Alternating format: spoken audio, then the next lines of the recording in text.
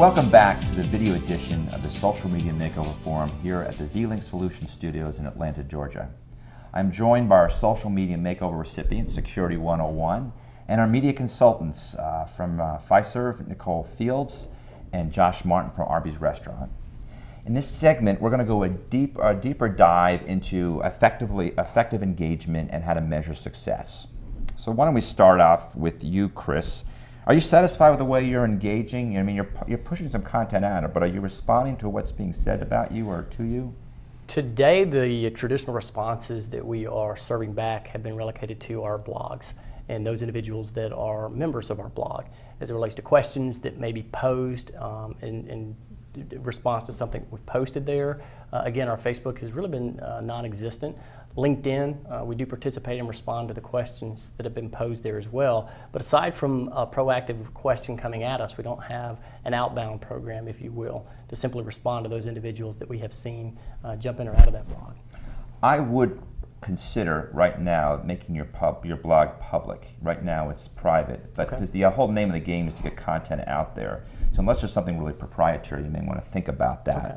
So Nicole, let's go to you. What do you think is the secret of effective engagement? Now, is it a marathon or a sprint? I think it's something you and I have talked about before. Yeah, so one of the things that I always say is when you're looking at social media, it is more of a marathon than a sprint.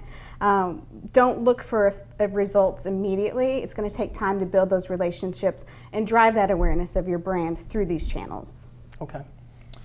And Josh, you're in the roast beef business, but whether it's food or business security, what advice would you give Chris regarding engagement in online relationships? And I don't mean pushing content out, but responding to what's coming in. Absolutely. It's be active. Be active. At Arby's, our goal is an aggressive goal we want to respond to every Facebook comment, every tweet, every Google Plus post, just to let people know that we're engaged. And that often fosters them to be more engaged. When we post content to the wall, they're more likely to engage with us. So if it's just, hey, thanks for the comment, hey, thanks for retweeting us today, just let them know you're active and you're out there participating in social media. Okay. I think it comes down to developing an effective listening program, and that's the key buzzword these days, listening. You want to give us some thoughts, you guys, on what listening means to you, and have you developed a listening program at your respective companies? Nicole? Yes, so what we do is we listen for any information surrounding keywords like our brand name, the industry topics, or competitors to see what people are talking about in relation to our industry, so we know what the hot topics are in the customer's mind. Okay.